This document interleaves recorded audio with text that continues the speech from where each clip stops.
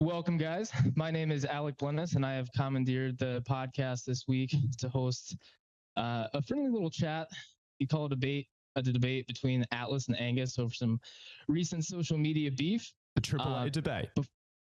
Before we dive into the points of contention, I do want to set some background here and acknowledge that I think the two of you do agree on a lot of things, right? So, for one, you're both great advocates for movement optimism. You embrace spinal flexion, knee valgus, right? Like neither of you are afraid to rip a Jefferson curl. You reject some of the silly technique absolutism from the Locks and McGills and squat U's of the world, and neither of you are shy about being very bold and direct in your criticisms of the fitness industry, which I love that about both of you. And I was actually a bit surprised. I was a bit taken back to see that the two of you have been going at it lately, getting into some arguments about Tib raises and feet of all things. So I think this should be an interesting chat. My hope is that this will be educational for the listeners. So to keep things rolling, the format's going to kind of be, I'm going to ask one of you a question, give the other person an opportunity to reply, maybe riff a little bit, but within a couple minutes, move on to the next question. I'll kind of alternate for the most part, kind of who gets the leading question and take it from there. So let's dive in. Angus, my first question is for you. And I've generally found that when it comes to debates like this, people have a hard time separating the actual topic versus like the person talking about the topic or like where the topic comes from. So in this case, they'll talk about Tib raises and then someone will jump in and defend Ben Patrick, right? Versus like, we weren't talking about Ben, we were talking about Tib raises, or we weren't talking about ATG, we were talking about whatever. So you've made some posts that are critical of, Tib raises and ATG philosophy and different exercises. I think that you've kind of commented that Atlas has missed the context or missed the point of some of these posts, coming in defending things that you weren't necessarily criticizing. Can you give me one example of something that you've made a post about that you think that Atlas has kind of attacked the wrong thing or essentially strawmanned you? Yeah, so I guess there's a couple of examples. Staying on the topic of Tib raises, I feel like the way that my argument has been mischaracterized is that I have been saying that hypothetically, like, if you want big Tibs, no, like, or either that maybe that I've been saying that that's not a valid goal, or that I'm criticizing tibialis raises as like a means of tibialis hypertrophy or conditioning. I think if someone came to me hypothetically and was like, Angus, my goal is to increase the size of my tibialis anterior, or maybe just like the overall aesthetics of my legs, I would encourage them to train their tibialis anterior. Further to that, I have had a discount code for Tib bars sitting in the show notes of my podcast for over 3 years now. I've shared the discount code because, again, I usually joke about it. Like, I'm pretty critical of a lot of the rhetoric around this exercise, but there's actually nothing wrong with training your Tibs. I think, like, to me, that's really good evidence that I would say, like, from my perspective, I would objectively say that means I'm pro Tib training, provided I see that there's the right context that aligns with their goals and like their value system. Also, just as an aside, I'm happy to sort of, because I saw Atlas's expression change at the idea of removing people from this conversation. And we exist in a complex world where, like, hypothetically you can separate those things, but I'm comfortable having a chat about associating ideas with people. And I guess like the productivity of how we align them in that conversation with those ideas. Atlas, care to respond to that? I mean, yeah, I'm going to respond just by using a direct quote. This is from a recent reel. I'm just reading off the reel and then I'll read some of the caption. I'm going to summarize for brevity, but this part is going to be a direct quote. The tibialis anterior doesn't even cross the knee joint, and training it is a complete waste of time for 99% of people. And then further down the caption, if we collectively spent all the time everyone is wasting doing Tib raises on exercises that actually move the needle when it comes to performance, the world would be a better place. Shut up about Tib raises, please. Per hands emoji. So that would be why I perhaps mistakenly got the impression that you were anti-Tib raise. I don't know how I could possibly have come to that conclusion. Silly me. I didn't look at the whole context of it. Some people say that I'm a little bit wordy with my essays, but one reason I do that is so I can't possibly be misunderstood. And sometimes when you post short form memes, if perhaps you don't actually mean that everyone should please shut up about Tib raises, prayer hands, 99% of people that can get misconstrued. So I don't, what are we talking about? 99% of people. 99% of the population just needs to put down the fork and hell, go for a walk or do some push-ups, and that's fine. But then when we get into more serious, gym goers, athletes, etc., that number expands to, I would say probably a much greater number. How are we going to get the stats on it? But yeah, 99% of people just need to go for a walk. But when we get into more serious performance-oriented people, that's not necessarily the case. So does the tib cross the knee joint? I don't know. I don't care. But as far as the way this stuff generally works, you're going to have a hard time separating muscles out that are right next to each other. Typically, they rely on each other to some degree. If you have back pain, it's quite common for hamstrings, glutes, etc., to be an issue. You have elbow pain, quite common for forearm muscles to be an issue. So does that mean that tib raises are going to make everybody a great jumper? No, but could they improve the ability to train jumping for a lot of people? Yeah. And that's been the case in a lot of people. There's a lot of experiential, evidence that, maybe that was the weak link, which is not to say that you jump with your tibialis. Obviously you don't, or you sprint with your tibialis, or whatever the case may be. But to use an example, separate people from movements. I made a lot of tricep progress this year. Elbow and knees, fairly similar joint. And the secret to that was mostly wrist training, right? The extensors, all that good stuff. So did all that make my triceps physically bigger? No. But that was the key to having the elbow health that I needed to do the training I needed to do. So, I think there's a fairly good portion of the population for whom the tib raise might be a factor in getting them to the point where they can do the knee training that they need to do. I feel like it's helped me somewhat. Obviously my tibs have gotten bigger and I like that. It looks cool, but I'm not aware of any muscles on the body that just look cool and don't actually do anything. It's not like the appendix or something like that where, we should probably just go ahead and amputate it. It's on there for a reason. I feel like just saying, hey, there's a muscle that looks cool, I'm going to train it. I feel confident in saying, you know what, there's probably going to be some benefit there. If you like our content about training, then you'll love our programming too. Head to the notes below to grab a free week of general physical preparation. You get unlimited access to me and fresh programming every single week for less than $1 a day. So I'm the chime in. So I ask a follow up to Angus. So Angus, when I look at some of the research on tib raises, I come across some interesting, potentially conflicting research. There's a case report of a man who ran marathons without a tibialis anterior at all, which I think is pretty impressive. He ran a 3:12 marathon without a tib. But then there's another case of a man who actually ruptured his there's a guy who ruptured his tibialis anterior during an ultra marathon, which I'm thinking, to rupture that muscle, it's got to be under some pretty serious load, doing some pretty serious business. Kind of reconciling those two extremes, where if you had to say, this is when I would train tibs, how do you determine whether they should be incorporated in somebody's program? Who are they good for? Who are they a waste for? And would you kind of stand behind your statement that they're a waste of time for 99% of people? Or would you say that they are valid for, this specific type of athlete that, is subjected to these specific demands? Great question. Tibialis training, and then I think separating, or not fully separating. So there's tibialis raises and I guess hypertrophy training for the tibialis. And there's so many other ways that we can train the tibialis as well.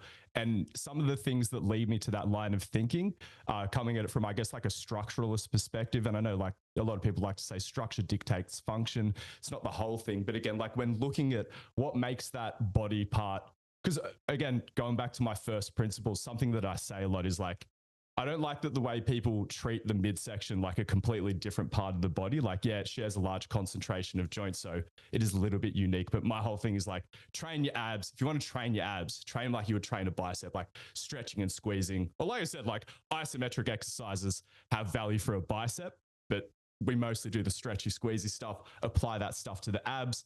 Apply that to the tibialis. It can work really well there. But looking at like the lower shank as a whole, and I guess sort of talking about the functioning, the complementary structures functioning together, I really like walking, running, and various forms of plyometric training. And that's sort of how I go about the majority of my focused tibialis training. Had I had someone coming to me with like seemingly, say they were going for runs, and the only thing they feel blowing up, or the thing that it seems most affected, is their tibialis anterior, it would make a lot of sense to me that exploring some conditioning for that part of your body like absolutely seems like a good idea. My bias wouldn't go to Tib Raises. I'll be upfront about that. But do I think that they're a bad solution, a complete waste of time for that person? Absolutely not. Because like we've added some very specific context. Did I answer the whole of the question? Because I know I did go off a little bit there. No, that was great. I have a similar follow-up question for Atlas, which when I've seen Ben Patrick talk about, not to interrupt, but just back to my 99% figure, like it's not hard data, but I don't think I'm being hyperbolic there. That's fair. Percentages are always tough because it's like, you know, what population, and I get what you're getting at. Atlas, my follow-up for you, and I'm going to start with just noting that I've seen Ben Patrick talk about how Tib Raises, you know, training Tib Raises, it doesn't have to be time consuming. You know, a lot of times people criticize it and say, you know, focus on the big rocks, whatever. And Ben will come back and say, I did one set to failure. It took a minute out of my week. Big deal. Like, what is your problem, kind of thing. And I generally support that argument. I don't think that training these muscles has to detract from other training stress or detract from doing the meat and potatoes of your program, so to speak. But I also realize there's a lot of kind of odd muscles in the body, odd movements. You could train your posterior tibs. You could train weird muscles in your fingers and your hands. There's all sorts of ways that you could spend your time training your jaw, etc. And if we apply the same logic to all of those things, then I could see it getting a little bit out of hand at some point. So when it comes to training, you know, dorsiflexion versus ankle inversion, eversion versus, you know, radial and ulnar deviation, there's all these different movements. You can say, okay, well, let's just load that too, because why not? So I find the argument of, well, it's a muscle, why not train it? I find it to be slightly incomplete just because there's so many options. And if we apply that ad nauseum, it could get a little bit out of hand. So when it comes to the tibialis anterior specifically, what are some of the main reasons that you're like, yeah, let's go for this one instead of all these other things that I could just train for a couple sets for a couple minutes? What makes you think that one is the best or a better choice than maybe some of these other micro movements or smaller movements we could be doing? So first of all, I wouldn't necessarily say it's better than a lot of those other things that you mentioned, like radial and ulnar deviation. You mentioned those were key components in getting my elbows healthy enough that I can actually get my arms growing again, because elbow pain was kind of a limiting factor for tricep development. I do incorporate some jaw training actually, because that's actually the most time efficient way to do neck training. Neck is something that a lot of people neglect, and the easiest, most time efficient way when you have kids and you're too busy to immediately drop everything that you're doing and take someone's call, you know, every second counts. So it's easier to be able to just wrap a towel around a band, throw it through a weight, and then bite on it and do your neck training that way. I've been able to get my neck workouts in like 20 minutes flat that way. So I'm actually getting some jaw training there. It looks bulbous. I honestly, thank you. I'm working on it. Yeah, but anyway, I should probably honestly be doing more hand training. I don't do enough grip training. I need to get on that. I've been slacking on that. So I'm not going to say that, I'm not going to necessarily put it above all that stuff. That being said, and this is going to, I guess, echo what you mentioned, Ben saying, it doesn't take that much time. A lot of times when I'm pushed for time, I've defaulted to basically one drop set. I mean, I'll just do like one good set to failure, and then just strip plates. The setup I have for it actually works a little bit better than the Tib bar in some cases because I can just really quickly drop plates. So that's like 2-3 minutes flat. I'm done with Tib training for the week. And not that that's all that I've ever done for them, but in a lot of cases, that's the only Tib raises that I've done. But because, I'm loading and I'm intense enough, that's been enough to make substantial, visible difference and also functional difference. Having kids, I have to sit on the floor a lot. I can sit in CISA a lot better. That's a factor, as well as, it helps with reverse Nordics, although reverse Nordics are also Tib training in and of themselves, right? So that's also a factor there too. But, on both angles, we're seeing productive gains from an extremely short period of time. So, I mean, you're telling me people don't have like 2 to 3 minutes a week.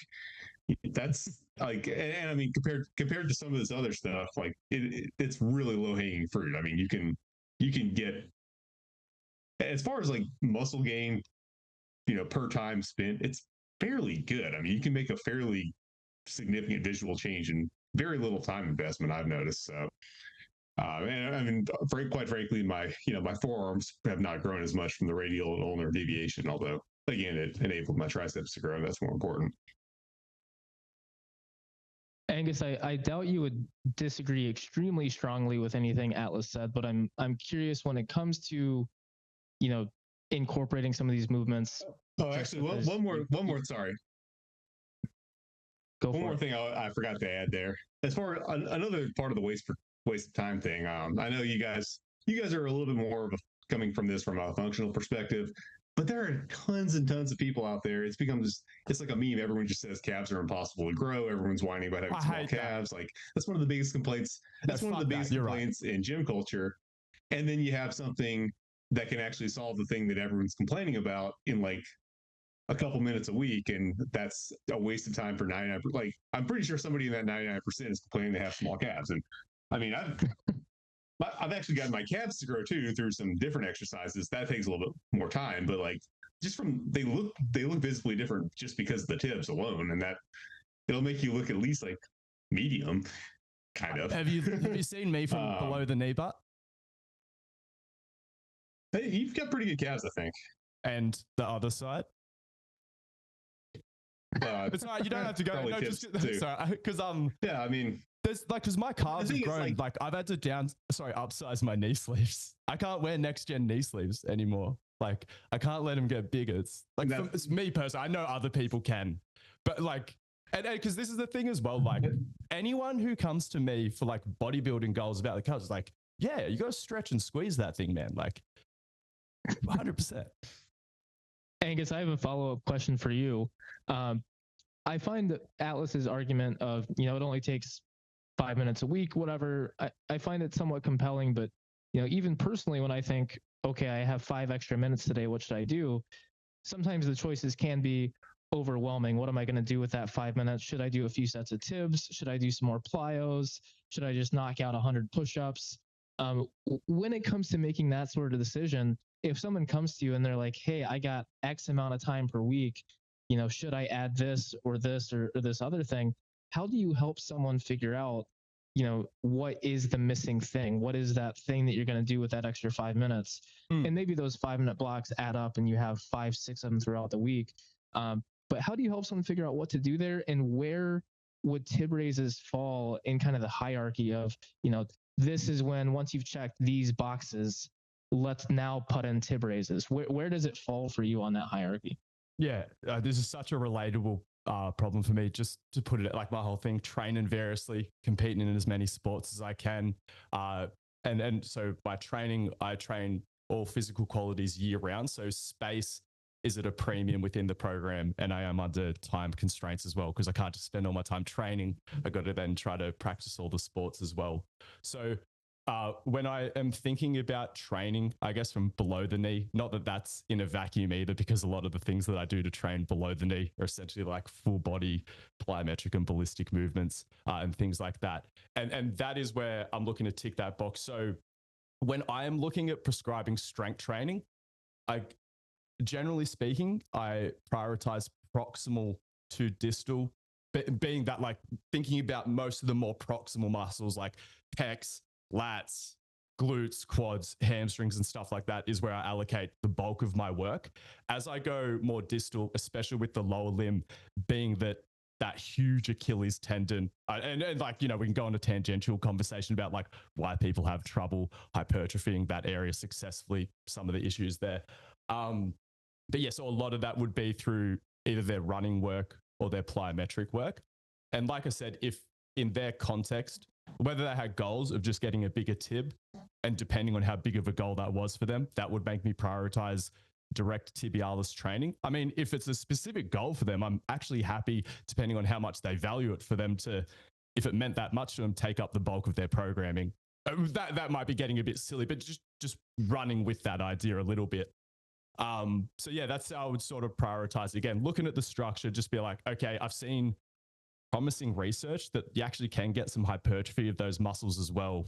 I mean, because it is just, you're still getting mechanical tension. Is it optimal for hypertrophy? I'm never going to make that argument. But going back to my anti-fragile first principles philosophies, for me, plyometric and running training for 99% of people definitely ticks the good enough box, especially for the goals that people are coming to me for. I am yet to run into someone.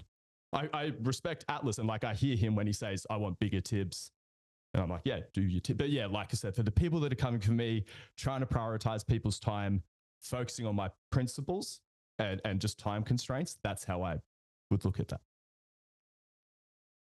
I have one more follow-up question for Atlas on Tib raises, and then hopefully we can move on to other points if Tib raises are not beat to death already.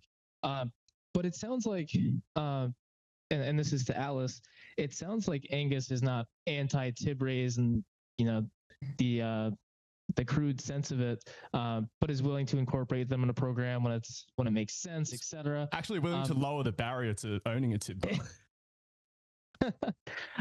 So he's not anti-Tib raise, yet you still would point out and criticize that he kind of memes Tib raises a lot, makes fun of Tib raises a lot. So I would like to hear more about why, you know, obviously Tib raises are not a bad exercise. I think we've come to that conclusion in the conversation. Angus primarily makes fun of them as a way to say, don't get caught up focusing so hard on this that you miss everything else. What is it specifically about his memes, his content, his discussion of Tib raises that you don't like so much? What do you think is the harm that's done in the way that Angus communicates it, and what do you think Angus could do better in his communication and discussion of Tib raises to present a more balanced perspective in your opinion? Well, I mean, like, if we're talking about presenting a more balanced perspective, you know, maybe we could what is let me see how we could modify this to be a little bit more balanced. Like, when we say is a complete waste of time for 99% of people, maybe we could modify that figure to like 50%, 45, 60, do you somewhere a little bit lower on than social media ever? Never, not once. Respect. I've never used it. For me personally, myself, like, I'm okay, but that, like, because we can have a talk about that if you want. If you don't think anyone should use hyperbole in short form content creation, like, that's a bold statement. Yeah, sorry. Well, I'm going to stick to it. But anyway, you know, it's not just him. It's I mean, everyone has been going off on Tib raises recently. Austin, some other guy whose name I forgot, that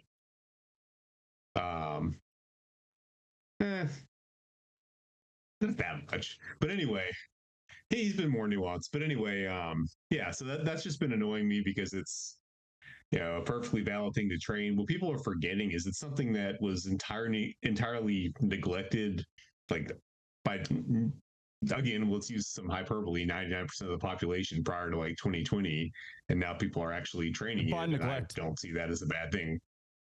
Like, I'm not, like, they weren't doing it. What do you mean by neglecting the tibs? Like, not training them. Do you think Tib raises are the only way to train them? Sorry, I'll shut up. They're not the only way, but they're definitely the most effective. Or, I mean, especially if you want to get into time efficient. I mean, you can talk about plyos, and sure, I'm sure that works, but will that work in, like, 5 minutes per week. So if you're just doing I don't know about 5 that. minutes of plyos a week, you're neglecting your tips, using your words. I mean, honestly, I have no idea how long it would take. I'm guessing that you're not going to get as effective a hypertrophy stimulus in 5 minutes plyos as you would in It's a bad guess. a 5 minute drop set of Tibs. Maybe that's a personal issue with your plyo prescription. I mean, I'm telling you, I can do it in okay. 2. 2 minutes and 2 minutes of 2 minutes of plyos. You're going to get.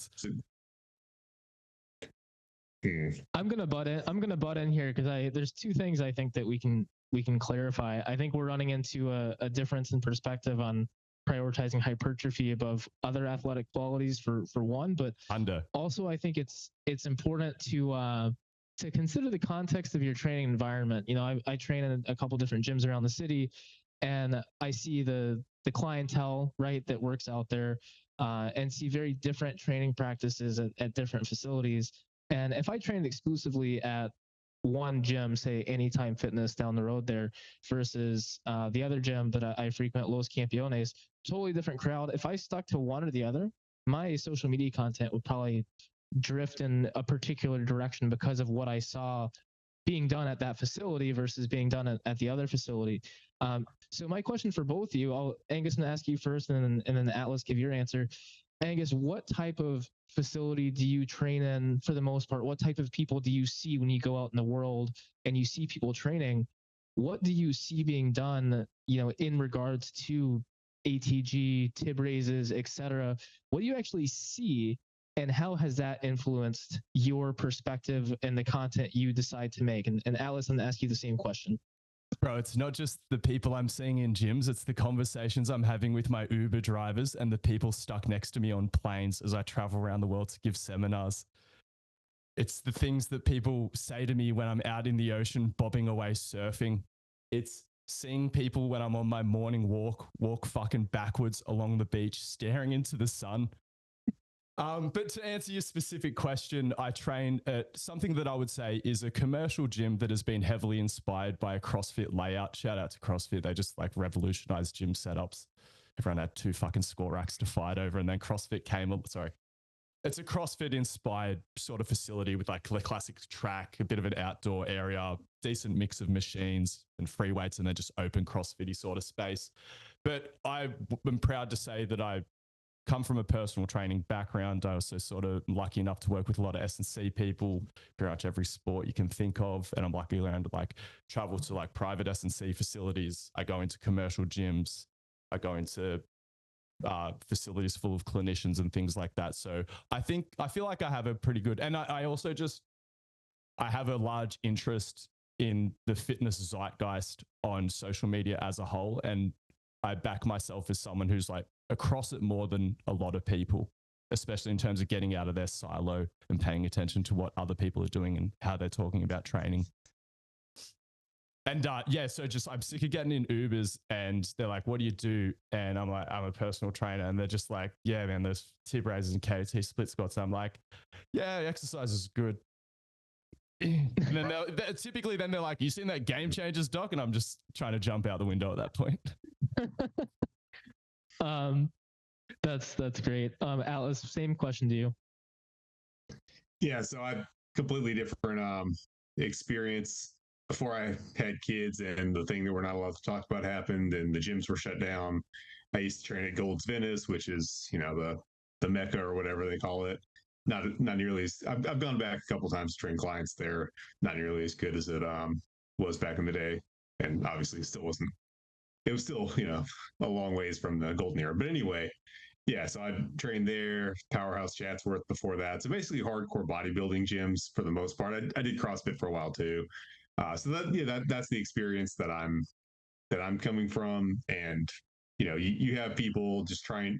I would see at Gold's Venice, you see people with electrodes strapped on. They're trying to, you know, do their leg work, their quad workout with electrodes strapped to them to see what kind of you know, what kind of activation they're getting. Their, you know, their lats, their arms, whatever. They have electrodes on. They actually had one of those old, I don't know if it's old school, one of those Tib trainer things, the one not the bars, the kind of machine type thing that you hook your foot under. As far as I could tell, I was the only one that ever tried it. That's the premier Tib training machine. That is it. That's it is. Nobody, nobody even used it except for the one guy doing weird lifts, and there they have they're on their machines doing the machine rows with the electrode strapped on. So yeah, I did not come from a background where I saw that being excessive in the fitness industry. It seemed like something that was being completely forgotten. People would just, if they wanted their calves to get bigger, people would just take steroids, and that was the only. You either take steroids or you get calf implants. Nobody was training Tibs, and certainly, nobody was doing a lot of the other stuff that had been popularized, right? So that's why I tend to see the proliferation of that kind of thing as primarily a positive thing. Are your goals mainly like hypertrophy? If you had, I know like you don't just have the one, but is hypertrophy the primary one? Oh, sorry, I know you also. Oh, sorry, yeah, tell me. I mean, it's not. I'm not gonna. If we're in an elevator, because I want to talk about the barefoot thing. If we're in an elevator, I'm like, Atlas, what's your goals? The door's closed. All of it. Cool. Similar, yeah, likewise. The door closed. Brevity is not my strong suit. 100% respect. The door's gonna go in close. If you're sick of going goblin mode on the same 4 accessory exercises at the end of every single session, head to the notes below and grab our free gymnastics program. It'll change the way you think about accessories forever. I think we've nearly beat the Tib raise topic to death. Is there anything about Tib raises specifically that either of you are like, I got to get this off my chest? If I end the debate here, don't say it. I'm going to be sad later. No, that's okay. All right, let's move on. I want to talk about feet because everybody loves feet. Someone send this segment to Aaron. I'm sure he'll get a kick out of it. All right, boys, get the dogs out. Let's see the toe spreads. So my first question is posed to Atlas. You commented on a post of Angus. He was kind of making fun of toe spacers and barefoot shoes from a foot strength perspective, saying just basically do your heavy compound lifts, do some plyos, and you're probably going to be fine. You commented critiquing that and noted that you personally, your feet have gotten a lot stronger from hiking and Vibrams, for example. Tell me more about that, and specifically, what do strong feet look like? What does strength mean in the context of a foot? Is it visual? Is it a performance metric, a lift you can do with your feet, something else? Tell me more about how you quantify strong feet. So, what irritated me about that post was just like the whole like squat thing being foot training. I don't really see that being the case, just because I obviously spent years doing back squats and I never saw any particular foot gains from that. And then, I'm sure Lamar Odom has bad feet and still is a great performer or whatever, but do you mean like not sexy feet that you don't want to suck on, or like bad feet as in they don't work well for their goals? Well, I'm sure they work. I'm sure that they work well. I'm sure Lamar Odom's feet. Pretend you don't have to stick him in your mouth on the basketball on the basketball court. How would he do? Walking barefoot in natural environment. Who knows? He might do perfectly fine. But anyway, yeah. So what strong feet do is operate better barefoot without having to rely on heavy shoes to cushion the load. That's what I would primarily say. The advantage of that is that's not necessarily that advantageous on a basketball court or whatever. You can definitely optimize by using a specially designed shoe for basketball, weightlifting, whatever the case may be. There's a shoe for that, and you can optimize your performance there. But just strong feet that are shaped like feet and work like feet tend to come in handy on natural surfaces that are slippery. You get to actually use your toes to dig in more, like on muddy surfaces, gravelly surfaces. You get to use more minimal shoes, so you get a lot more ground feel. You can feel when your feet are about to slip before they do. Catch yourself. It's a complete game changer as far as traction on like natural surfaces that are a little bit harder to deal with. So that's what I would say the primary advantage is. And then additionally, just like getting into deeper knee angles and dealing with those, like dealing with something like a sissy squat, which is, that type of movement that, can happen in other contexts too. You can control your movement much farther out when your feet are stronger.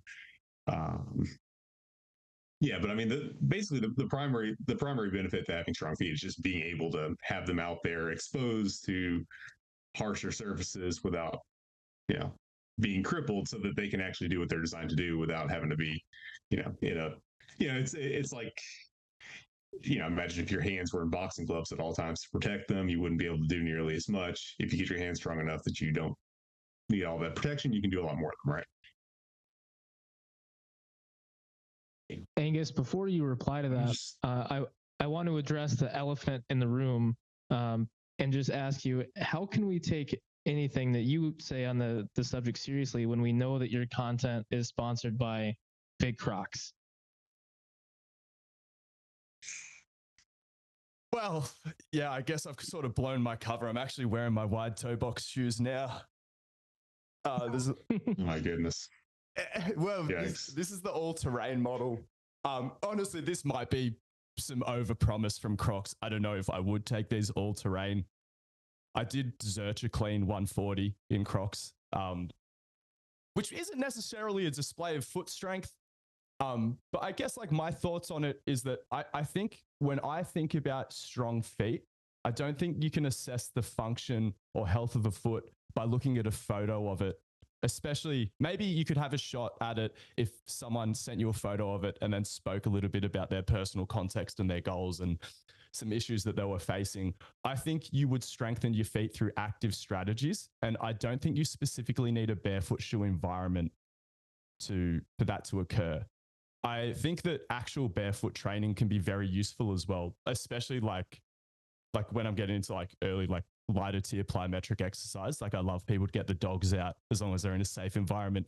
One of the things where I think the barefoot shoes can be incredibly helpful is like, one, just for anyone who doesn't feel comfortable in whatever shoe that they're wearing, and where they feel like a barefoot shoe is just more comfortable and they feel better and they can engage like more, like go harder in whatever activity they're trying to get into. Or like I said, if you're like, well, I can't do barefoot training because there's like glass on the ground, so I want to recreate that as best as possible. But I'm not really worried about what people's feet look like.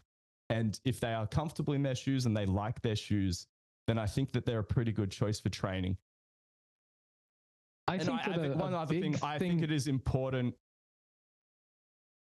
I think it's an interesting discussion whether or not you need to set aside time for deliberate foot training, because again, they're part of a system and they're sort of like, they're going to be getting some training effect with a lot of other modalities. So then I think it's an interesting conversation about like foot training, but like what I would categorize as my foot strength training is, again, sprinting, plyometrics. And I think even general strength training, like walking out a squat under heavy loads, has some training effect. Not a huge one. Like let's be clear, but some training effect.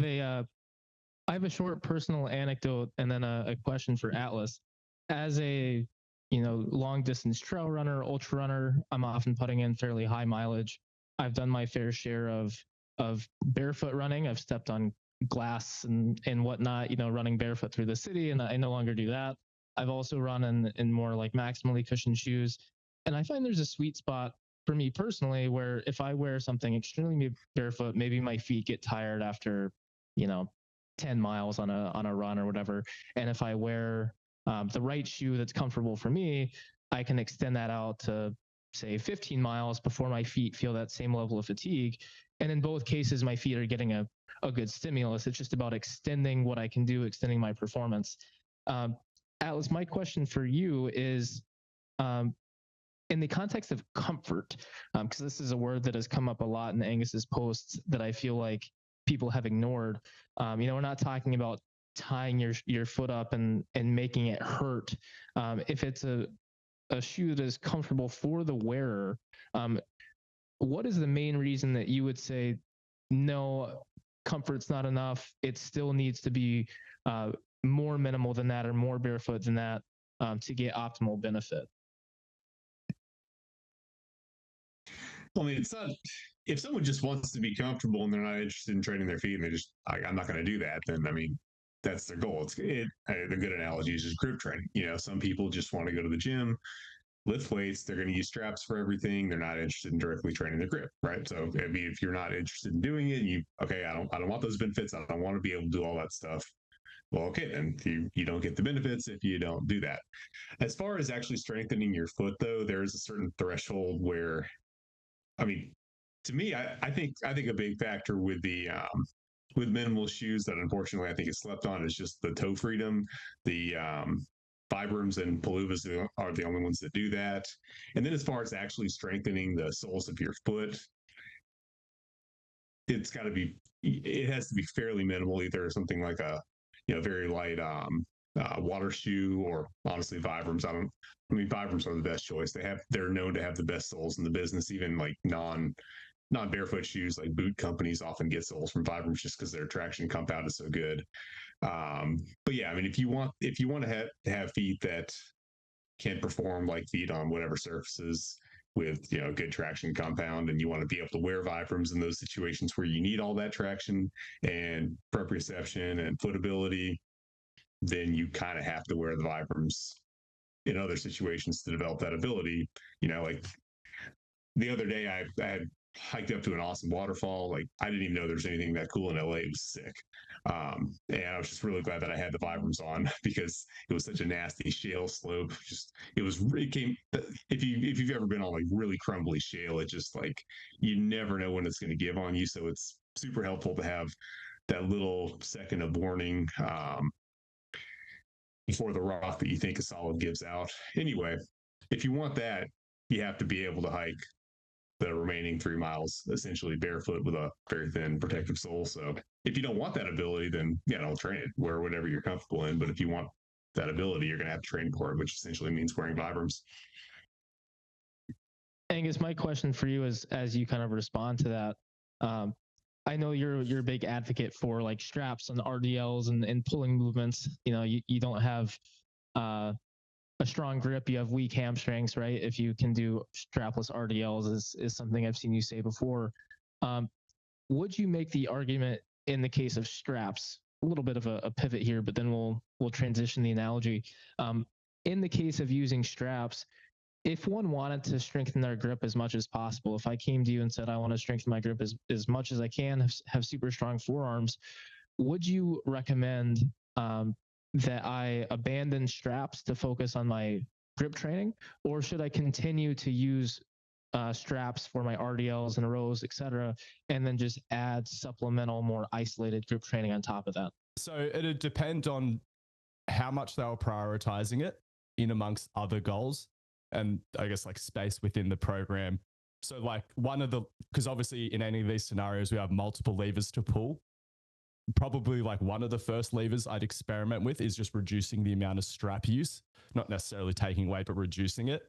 And then depending on how much I wanted to pull that lever, like if they wanted to like RDL 200 kilos as fast as possible while bringing the grip up, things like that would make me try to find space for more just direct grip training while remaining strapped up for the other stuff where we didn't want grip to be a limiting factor. But happy to pull either lever to varying degrees, depending on the context.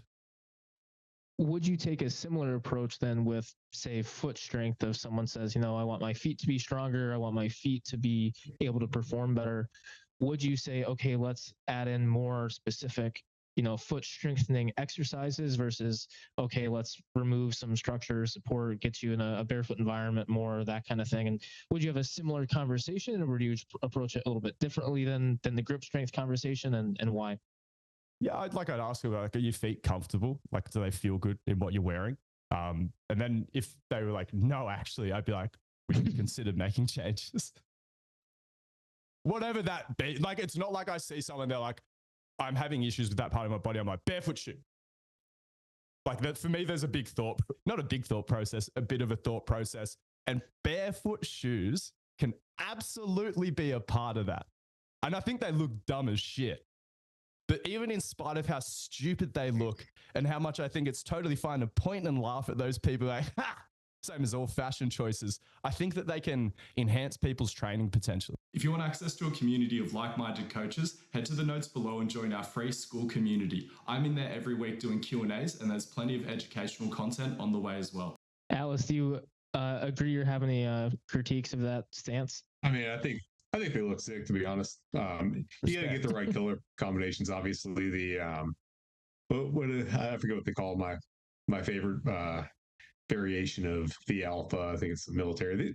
I don't know why these guys won't sponsor me. I have like sick content. I can promote their stuff really well, but I think they're not reaching out to influencers as much, unfortunately. But anyway, I mean, just getting back to like time spent to develop ability. I mean, it's kind of hard to beat just strapping on a different shoe to do stuff you were going to do anyway, as far as time goes. So I've never used the foot spacers, because why would I wear something between my toes every time I walk around, because I like to walk around in Vibrams. I don't really do a bunch of dedicated footwork. I hike with my kids, and I'm wearing shoes that allow me to get a training stimulus from that. So the only real foot training I do is like deficit sissy squats, which are underrated for foot strength.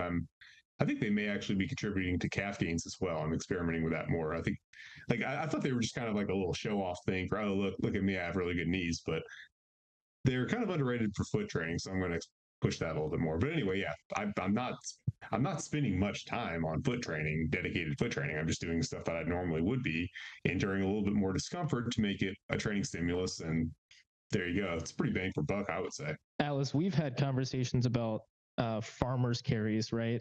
Where, they're not the best exercise for any one specific objective.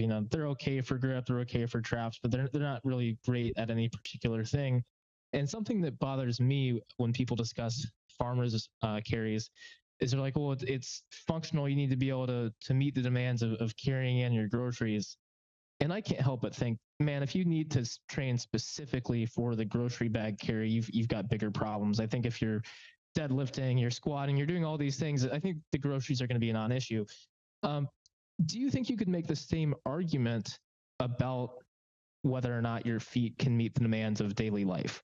So if you're training plyos, wearing a high performance shoe, if you're squatting, if you're doing calf raises, if you're a high performance athlete, but not necessarily doing it in barefoot shoes, for example, you're using a high performance shoe, would you say that your feet are still more than adequately prepared for, functionality in the context of daily life, or is there still a gap to be filled? I mean, I think it's going to be specificity. You can get to obviously a world-class level at various sports in non-barefoot shoes, never training that. And that'll work perfectly fine in that context.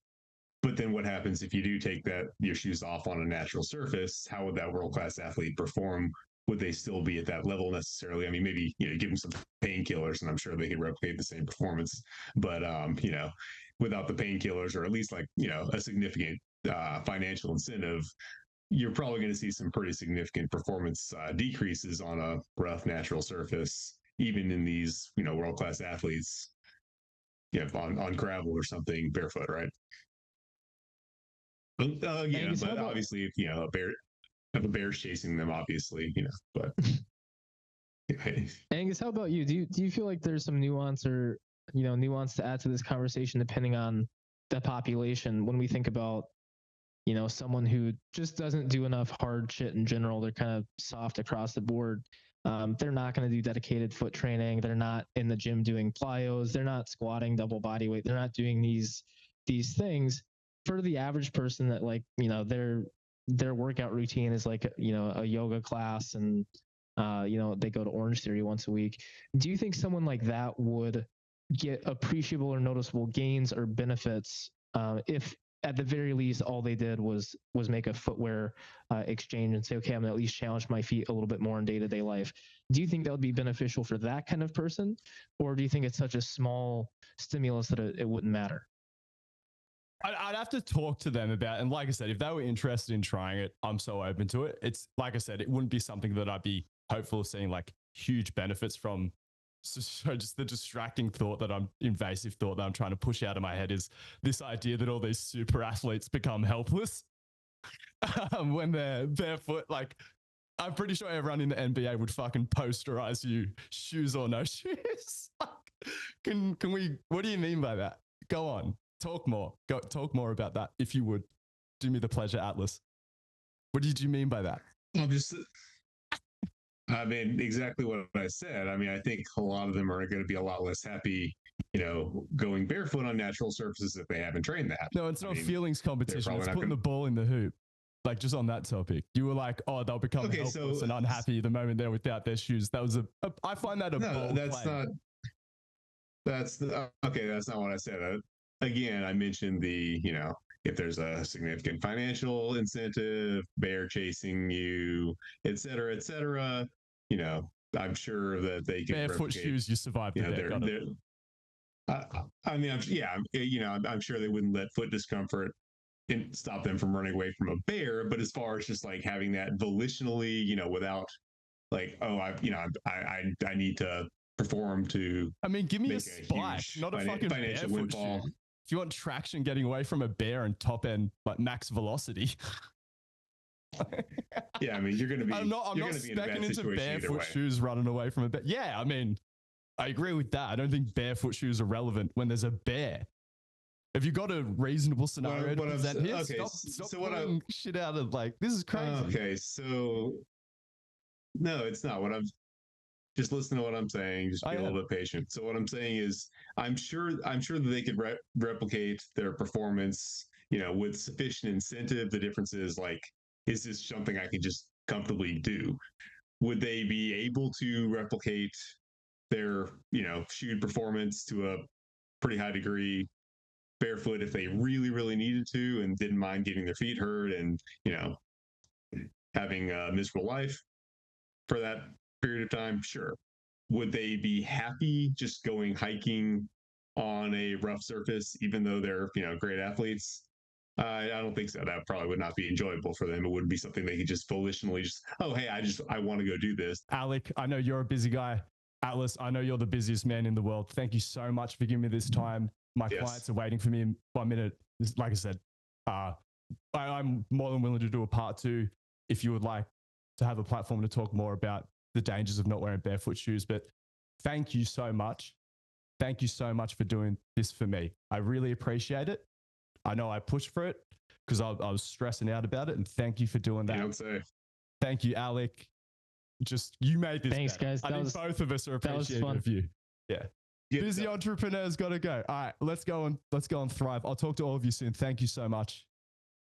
Bye, guys. We value your input here at the High Performance Podcast. Head to the SpeakPipe link in the notes below and you can leave us a voicemail where you can ask us a question or leave us a topic for us to explore on the show. We hope to hear from you soon.